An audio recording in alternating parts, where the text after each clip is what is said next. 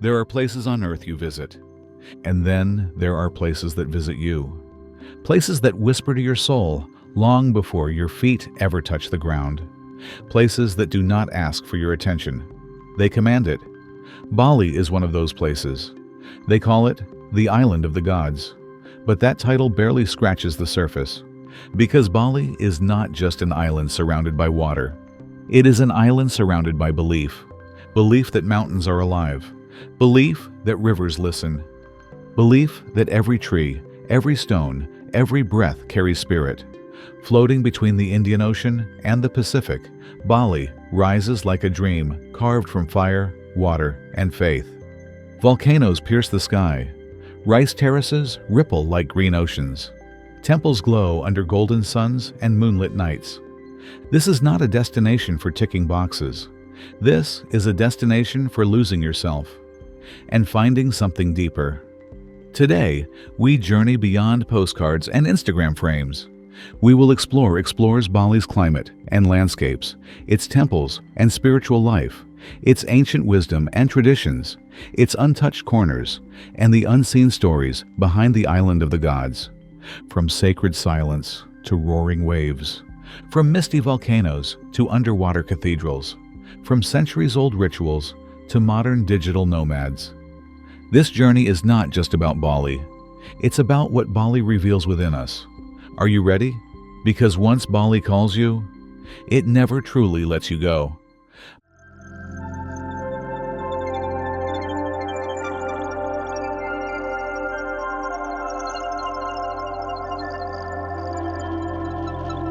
Bali is a single island in the vast Indonesian archipelago, a country made of more than 17,000 islands scattered like emeralds across the equator. On the map, Bali sits between two worlds. To the west is Java, dense, fast, and volcanic. To the east is Lombok, quieter, more rugged, and deeply traditional. Bali itself is relatively small, about 5,780 square kilometers, smaller than many global cities. But what it contains is enormous, a stunning variety of landscapes and ecosystems packed into a compact space. In the south, the land is lively and crowded, beaches, nightlife, resorts, and cities.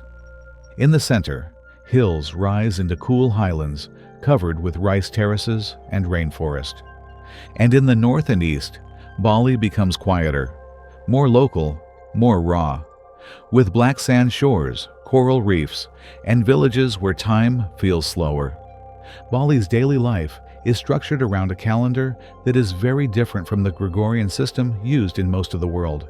In fact, Bali follows two calendars simultaneously. One is the standard 210-day Pawukan calendar, which determines ceremonial cycles, and the other is a lunar solar calendar that defines major religious festivals. As a result, ceremonies happen constantly across the island.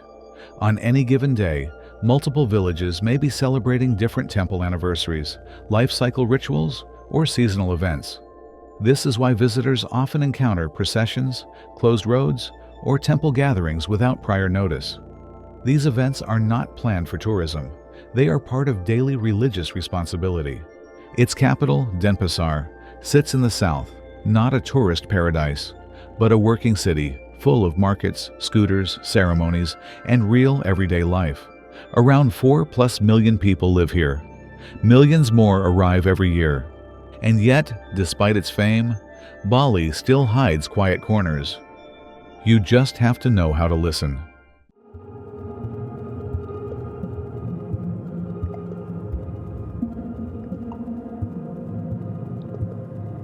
Bali is tropical, warm year-round, usually hovering between 26 and 30 degrees Celsius.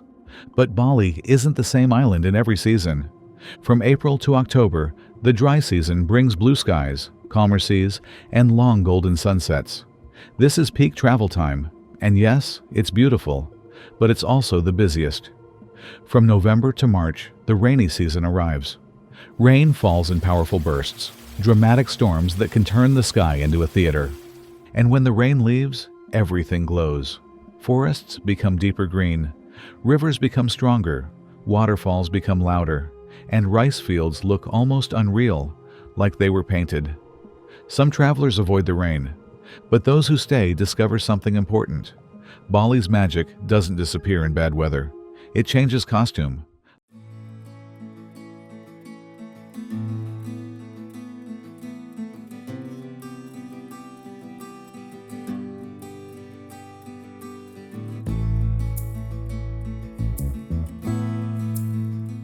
Bali looks timeless, but its story is layered.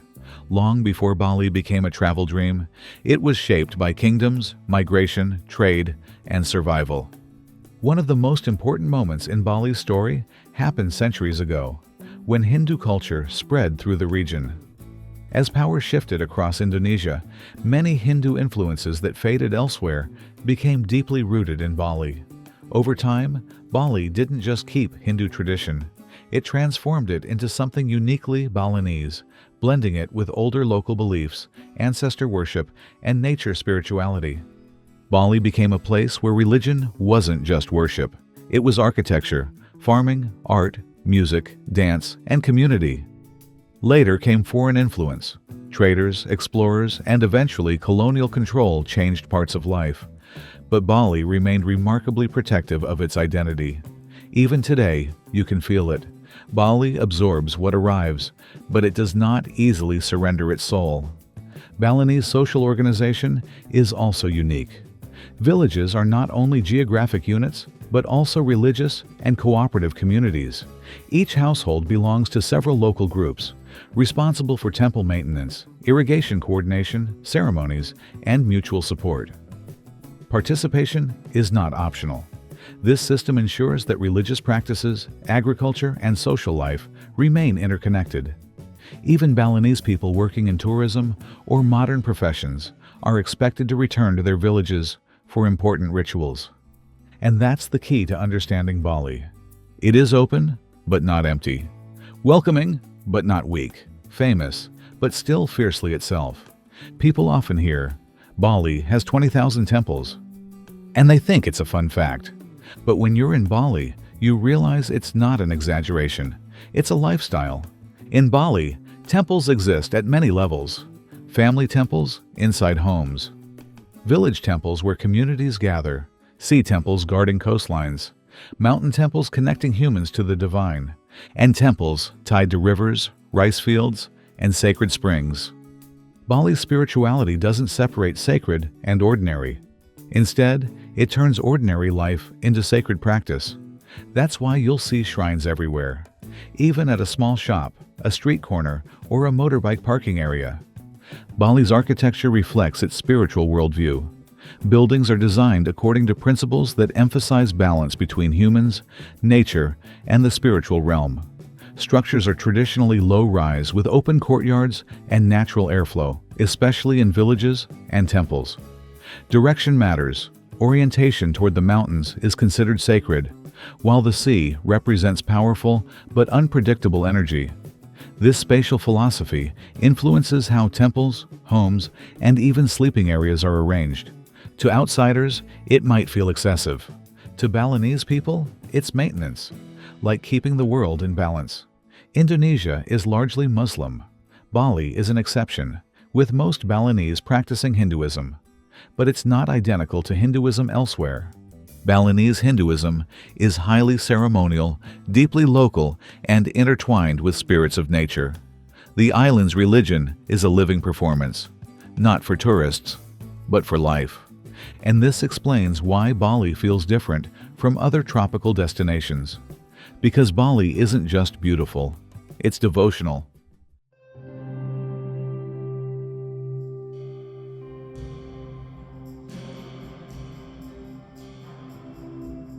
Every morning in Bali, the island fills with tiny, beautiful objects, small woven baskets, flowers in bright colors, rice grains, sometimes a candy, an incense stick. These are daily offerings placed outside homes, shops, temples, and sidewalks. They're not placed for tourists. They are placed to keep harmony between visible and invisible worlds. And here's the unknown detail most people miss. These offerings aren't only for gods.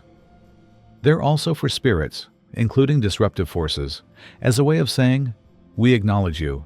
Now stay balanced. So when you walk through Bali, you're not just walking through streets. You're walking through a conversation between worlds.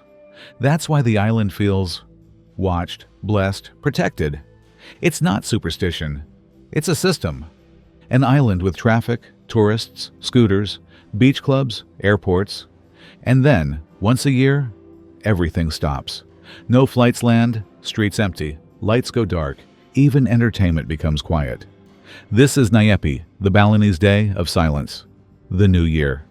The belief is that silence and emptiness confuse negative spirits, making them leave the island. But beyond spirituality, Nyepi is also a rare global phenomenon, an entire society practicing stillness together. In modern life, silence is almost impossible. In Bali, silence is scheduled and respected. For a traveler, it can feel challenging until you surrender to it. Because Nyepi doesn't just quiet the island, it quiets you. Bali's rice terraces don't exist by accident. They exist because Bali mastered water. For over 1,000 years, Balinese farmers have used a cooperative irrigation system called subak. It's not just canals, it's community. Water distribution is organized through temples and local agreements, meaning agriculture is guided by spirituality and social harmony, not only profit. Water plays a central role beyond agriculture. Sacred springs are used for purification rituals, and water temples coordinate both spiritual and practical water management. These purification rituals are not symbolic alone. They are actively practiced by locals seeking physical, emotional, and spiritual cleansing. Visitors who observe these rituals will notice that they are conducted quietly and respectfully, emphasizing intention rather than spectacle. This is why Bali's terraces, like those in the highlands, look like living staircases carved into mountains. And this is the lesson subak teaches the world. Sustainability is not a technology. It's a relationship. Bali was born from volcanic power. Its mountains aren't background scenery. They are sacred beings. They define the island's shape, its soil, its agriculture, and its spiritual map. Mount Agung is Bali's tallest and holiest mountain. Balinese people see it as the axis of the island, the place where gods are closest. Even the architecture follows this sacred geography. Many homes and temples align spiritually toward the mountains. When you stand in Bali and look up at Agung, you understand. This island is not flat paradise. It is a dramatic monument of stone and sky. Then there's Mount Batur, famous for sunrise hikes. Climbers begin around midnight, walking through darkness and cold. At the summit, the island reveals itself. A crater lake glowing blue, clouds rolling below, and a sunrise that looks like the world being painted again. For many travelers, this is the moment Bali becomes unforgettable, because it doesn't feel like sightseeing. It feels like witness. Bali's waterfalls are not just beautiful. They feel sacred, like the jungle is breathing. Some are famous, some are hidden, reached by slippery steps, bamboo bridges, and long forest walks. There are waterfalls that roar like thunder, and waterfalls that whisper. One of the most powerful feelings in Bali is standing in a waterfall valley, surrounded by wet stone and green walls, hearing nothing but water, as if the modern world is a distant dream. And here's a lesser-known truth. Many Balinese people see waterfalls and springs as places of spiritual cleansing, not just recreation. That's why you'll sometimes find shrines nearby and locals making offerings even in remote places. In Bali, nature is not separate from belief.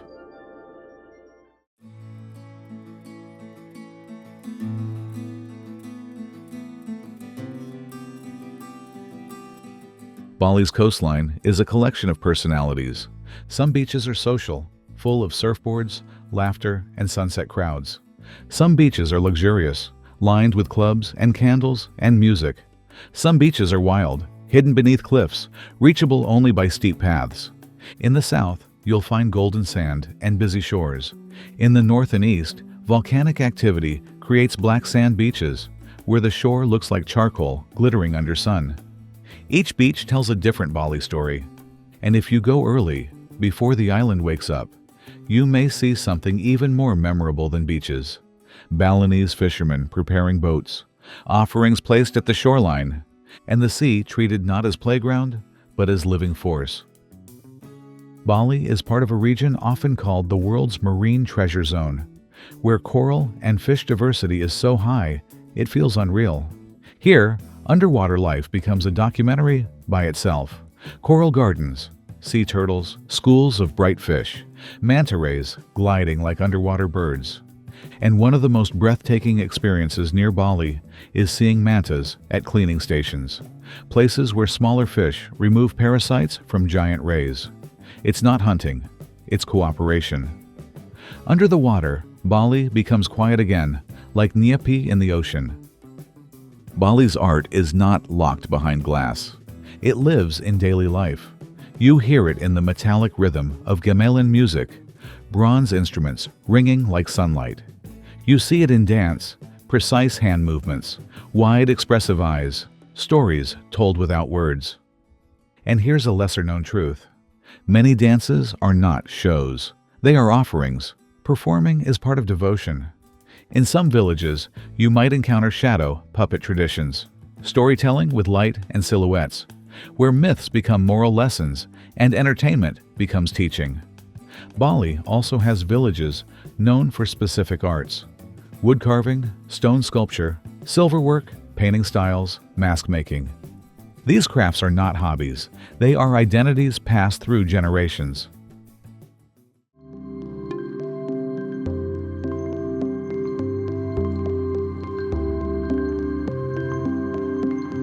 Bali's food is often underestimated because tourists stay too close to international menus.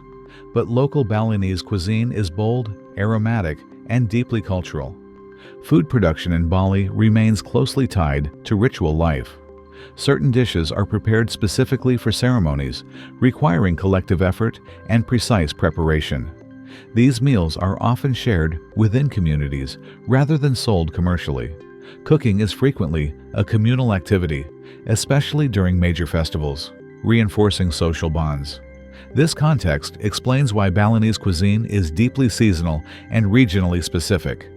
You'll find dishes built on spice pastes, slow cooking, and ritual meals.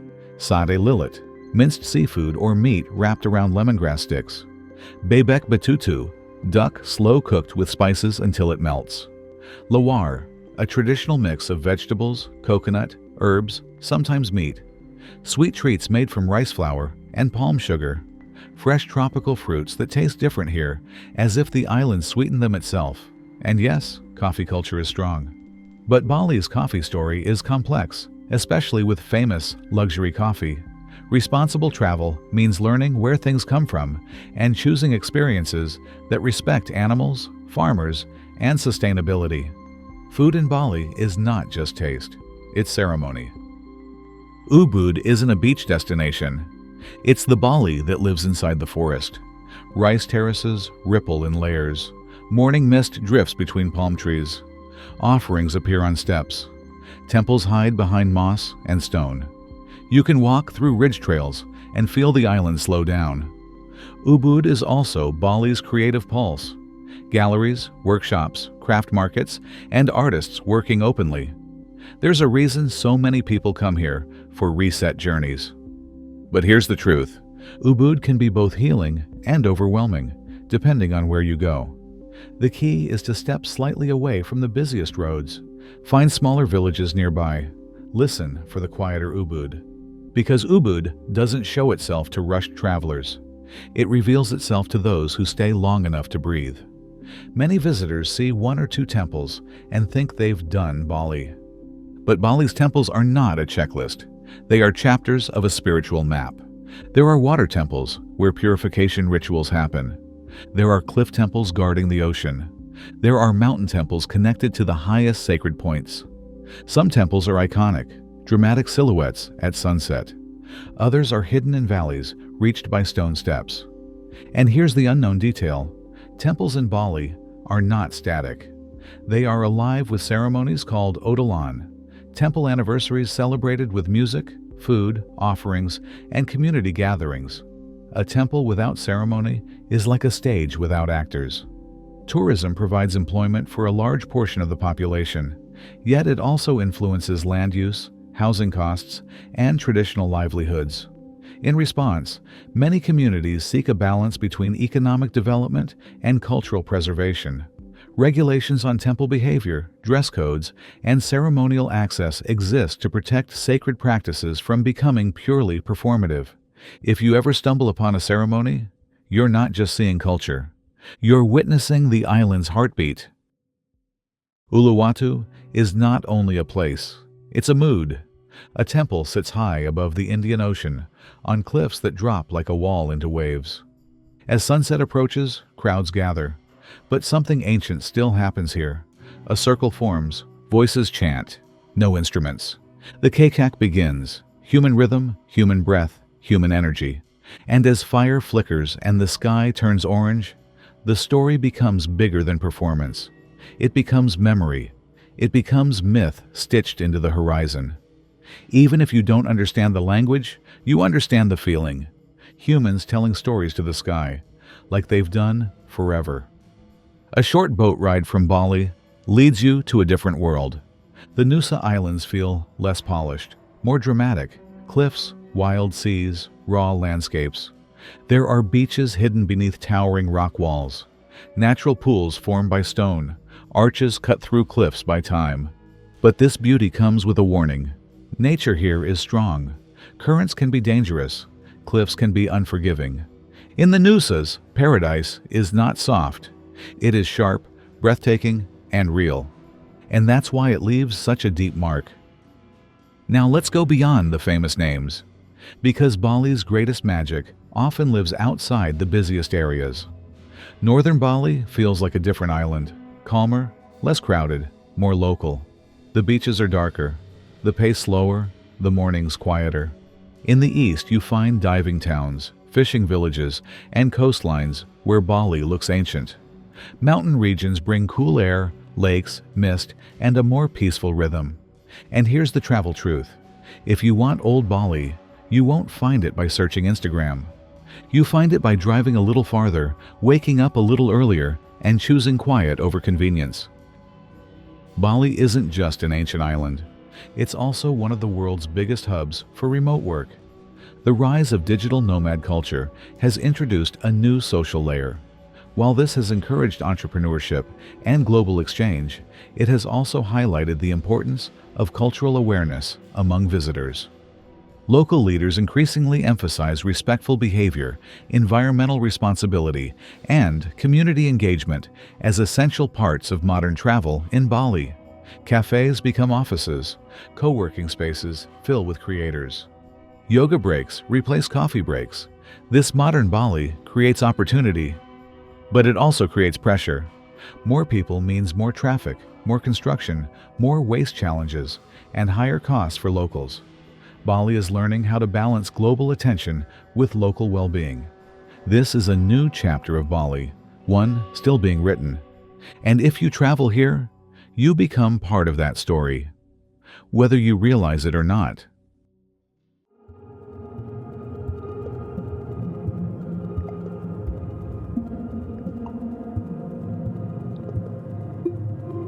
Bali's beauty is real, but like many paradise destinations, it carries burdens.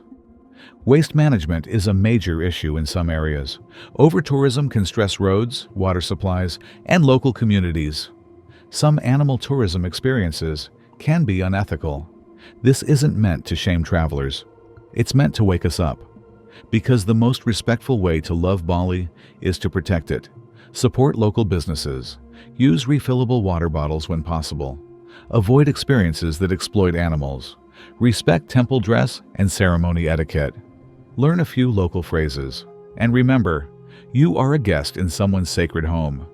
If Bali teaches balance, then traveling Bali should also be an act of balance. There's a philosophy in Bali that quietly shapes everything. This integration is reflected clearly in the philosophy of Trihita Karana, which continues to guide decisions at both personal and communal levels. Harmony with the divine is expressed through ritual. Harmony with nature is reflected in land and water management. Harmony with others is reinforced through shared responsibility and collective participation. These principles are not abstract ideas. They are actively practiced and reinforced throughout life. Tri Hita Karana, the three causes of well-being. Harmony with the divine, harmony with nature, harmony with other humans. This isn't just a quote on a wall. It's why offerings are made daily. It's why water systems are cooperative. It's why ceremonies happen constantly. It's why life here feels intentional. Bali reminds you that happiness isn't found by collecting more. It's found by balancing what you already have. In a world addicted to speed, Bali asks you to slow down. In a world addicted to noise, Bali teaches quiet. In a world addicted to screens, Bali reminds you to feel the wind again. Understanding Bali, therefore, requires more than visiting attractions. It requires observing how people live, how they organize time, how they treat their environment, and how belief shapes behavior. When viewed through this lens, Bali becomes not only a destination, but a case study in cultural continuity. This is why Bali continues to attract people seeking more than leisure. It offers insight into how modern life and ancient systems can coexist. While not without challenges, Bali demonstrates that tradition does not have to disappear in the face of change. Instead, it can adapt, provided it remains rooted in shared values. When you leave Bali, you don't just take photos. You take a certain kind of memory, the kind that changes your standards forever. You'll remember temples glowing at sunset. You'll remember incense smoke in morning light. You'll remember the sound of gamelan in the distance. You'll remember rice terraces shimmering like green oceans. You'll remember how strangers smiled at you like you were already part of the place. Bali is not just a destination. It is a feeling, a reminder that life can still be sacred, a reminder that communities can still be connected, a reminder that nature is not scenery. It is a relationship. And maybe, just maybe, Bali doesn't just show you beauty, it teaches you how to see it. If you felt something during this journey, don't let it end here. Like this video, subscribe to the channel, and join us as we trace the globe together. One story, one place, one emotion at a time. Because the world is full of wonders, and we're just getting started. See you in the next video.